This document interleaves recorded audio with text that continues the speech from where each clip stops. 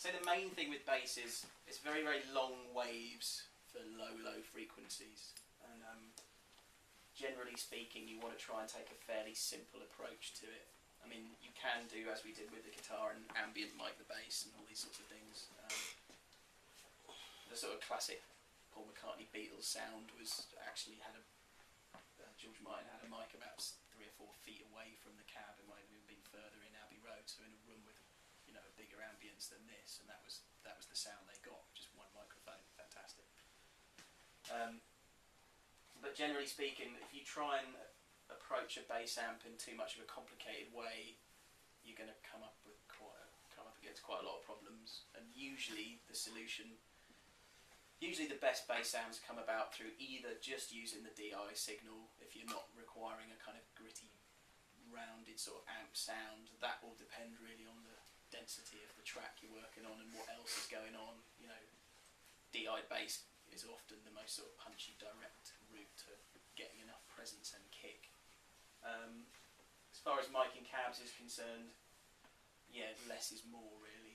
You know, if you can get away with using one mic or, you know, 2 at the most, I would say you're going to be in the ballpark. But just as a rule of thumb, it's worth keeping it relatively simple and straightforward. Also, if you don't want to drive the amp too hard, you can use the pad to, you know, run the whole thing a little bit softer if you're after a more subtle tone. And those sorts of things do actually make a big difference to the sound. But if you're doing rock, you're probably going to want it kind of full pelt. Yeah. So then we've got an output here, it's just straight XLR Canon out. That just goes straight to the desk. And then this is called the link. So that's where the signal goes through the DI box, back out the other end and into the amp. There we go, nice and simple. They often use these live, again just for simplicity's sake. I mean, if you're into music which is requiring a lot of kind of texture on the bass and you're using the amp for sound, you know, a lot of people, rock bands are like overdriving their bass using distortion stuff. There's a whole plethora of ways you can go about kind of combining signals. But well, like most things I've been talking about, how we approach this depends very much on the song and what we're after. A lot of people start with a microphone like this, got an extended low frequency response we used on the bass drum.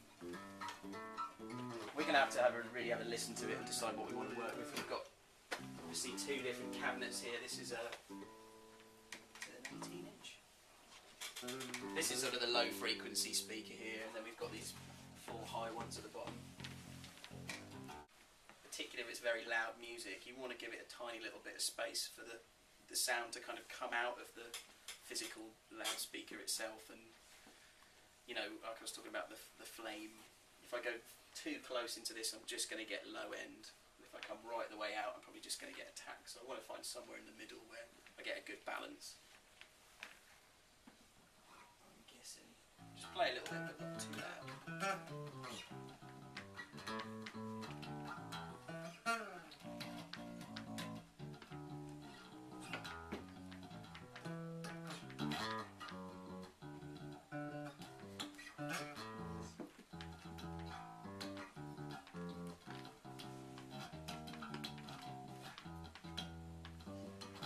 Actually there is quite good. I can still hear the attack of the speaker, but I'm getting the warmth of it also. So I'd say that's kind of the apex of the flame, so to speak. Let's put one on the top cabinets as well. We've got to bear in mind we are going to have probably phase issues with these 2 because they're both spitting out signals from the same source at around the same time. So, just move that away so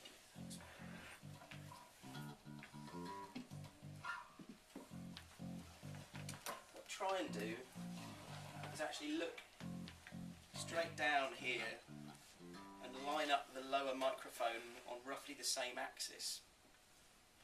If you think about it, the sound, all the energy waves are coming out of it and they're hitting this diaphragm at this point in time. Therefore the delay of the signal is this much, you know, however many billionths of a millisecond. I'm going to put my lower mic down here, roughly in line with it, so that hopefully the sounds coming out of here will be hitting that microphone diaphragm at the same point in time as well. So can you just keep playing?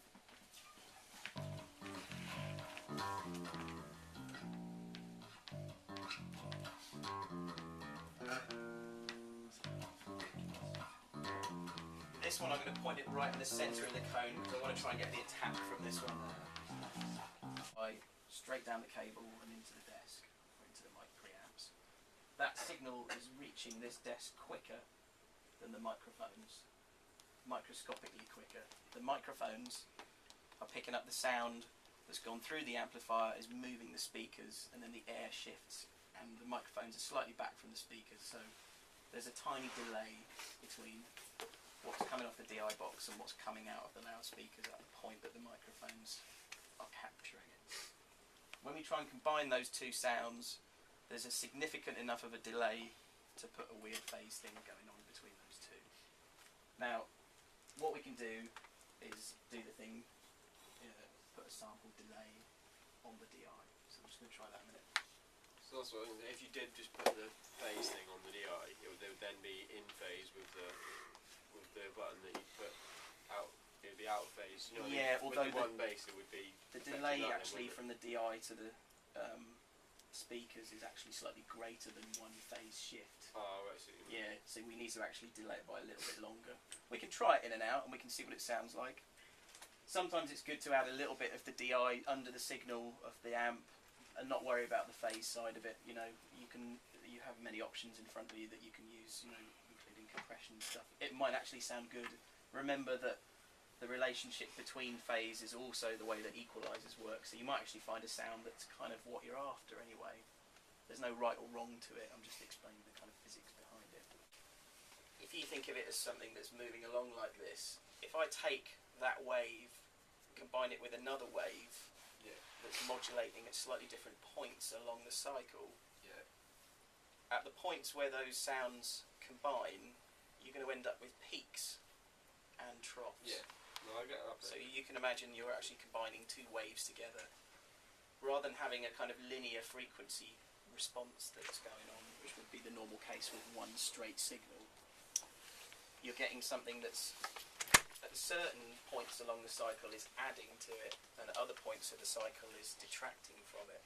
And what we're trying to do with all of this phase stuff is to bring all of those In at the same time. differing waves into alignment so that the whole thing has more power and energy but maintains the same cycle or as close to the same cycle as we can achieve. So I suppose it's like the frequencies fighting for the space because it's happening at slightly different times. Yeah. Well, as opposed to being together exactly at the same time. Yeah, that's basically how it works. I mean, within a piece of audio information, I'm sure you all looked at a waveform, there's an awful lot of stuff going on in there. You know, there's high frequency information to low frequency information. With something like an acoustic guitar or an acoustic instrument, there's a whole, you know, there's all the low notes of a piano, and there's all the high stuff, and there's the buzz of the strings and the rattle of the wood. You know, a piece of audio waveform is a massively complicated piece of information.